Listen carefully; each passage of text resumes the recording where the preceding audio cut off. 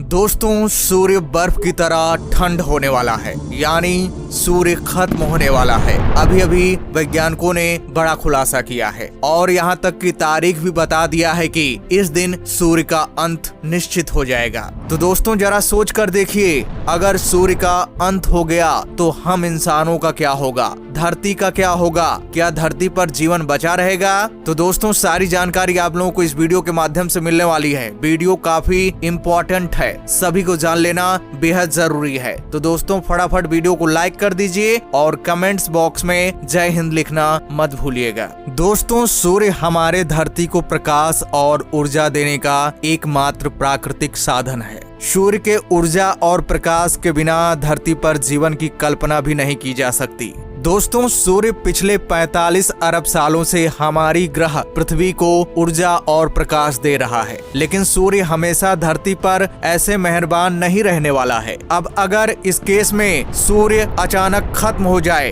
तो करीब 500 सेकंड तक कुछ नहीं होगा, क्योंकि सूर्य की किरणों को धरती तक आने के लिए करीब 8.5 मिनट लगते हैं और इसके बाद पृथ्वी पर अनंत काल के लिए अंधेरा पसर जाएगा। सूर्य के खत्म होने के बाद चांद भी अंधकारमय हो जाएगा, क्योंकि हम जानते हैं कि चांद सूर्य की किरणों से ही प्रकाशमान होता है। सूर्य और चांद के गायब होने के बाद पृथ्वी के पास रोशनी का एक ही जरिया होगा, आसमान के चमकते हुए सितारे। हालांकि इसकी रोशनी बेहद कम होगी। सूर्य के खत्म होने के बाद सूर्य का पृथ्वी से ग्रेविटेशनल फोर्स खत्म हो जाएगा। इसका मतलब पृथ्वी अब सौर मंडल के चक्कर न लगाकर 3 किलोमीटर पर सेकंड की रफ्तार से स्पेस में एक अंतहीन सफर पर निकल पड़ेगी। हालांकि तब तक किसी को इसके बारे में कुछ पता नहीं चलेगा और लोग रात के गुजरने का इंतजार करेंगे, लेकिन उन्हें शायद अब ये नहीं पता होगा कि अब इस भयावह रात का अंत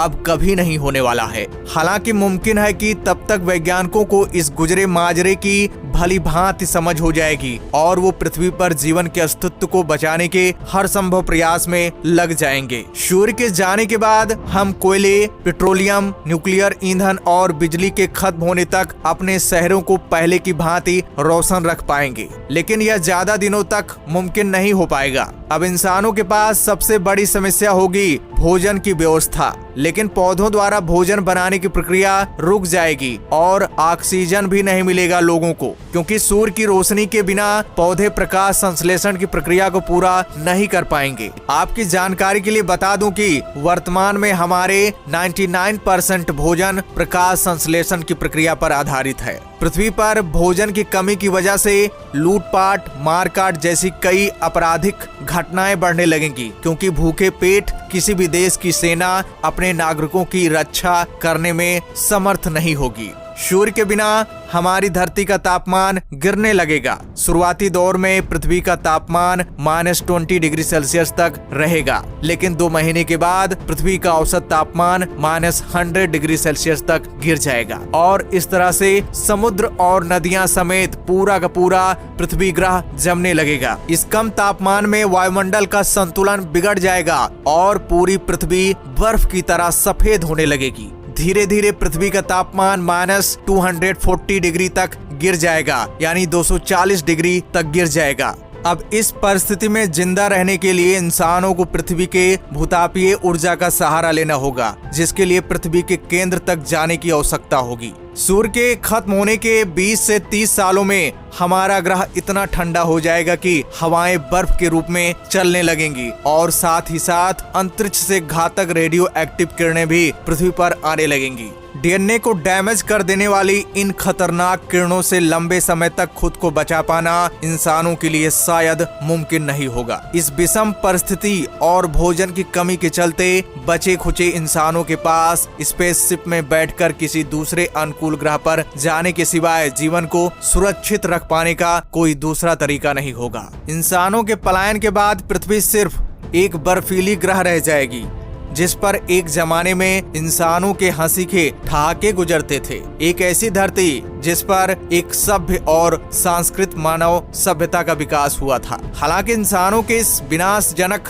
अंत का एक सकारात्मक पहलू ये भी है कि पृथ्वी पर जीवन पूरी तरह से नष्ट नहीं होगा, क्योंकि समुद्र के तल में पाए जाने वाले सूक्ष्म जीव यानी कि माइक्रो ऑर्गेनिज्म सूर्य की किरणों के बजाय पृथ्वी के केंद्र से आने वाली ऊर्जा से अपना भोजन बनाते हैं। इस तरह सूर्य के खत्म होने के अरबों सालों बाद भी इन समुद्री जीवों की सेहत पर कोई असर नहीं पड़ेगा। अपने इस सफर में पृथ्वी न जाने कितने तारों और ग्रहों के करीब से गुजरेगी, और क्या पता शायद पृथ्वी एक दिन किसी ऊर्जावान सितारे के गुरुत्वाकर्षण में आकर उसके चक्कर काटने लगे और उस सितारे की गर्मी से महासागरों की बर्फ पिघलनी शुरू हो, हवाएं बर्फीली न होकर सामान्य चलने लगे और बर्फ की चादर से ढकी इस पृथ्वी पर जीने की अनुकूल परिस्थिति बन जाए। फिर समुद्री जीव पृथ्वी पर आकर इवोल्यूशन की प्रक्रिया को प्रारंभ कर देंगे और फिर सैकड़ों सालों की निरंतर विकास के बाद मानव फिर से पृथ्वी पर अपने कदमों के निशान बना पाए। और दोस्तों, अभी भी नासा की ओर सबसे बड़ी खबर आ रही है कि सूर्य का अंत कब होगा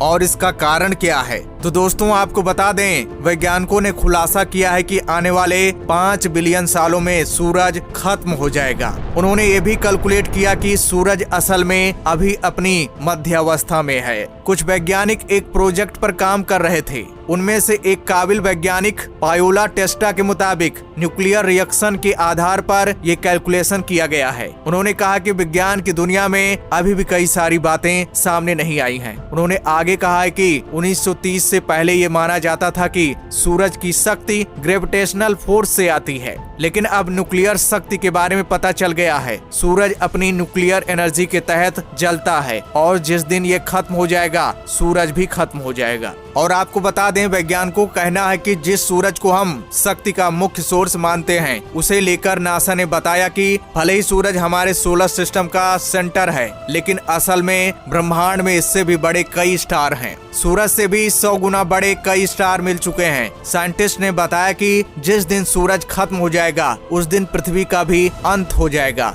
ऐसा इसलिए कि पृथ्वी की हर चीज अभी अपने सर्वाइवल के लिए सूरज पर निर्भर रहती है, लेकिन ऐसा होने में अभी 5 बिलियन साल बाकी है। तब तक जाने कौन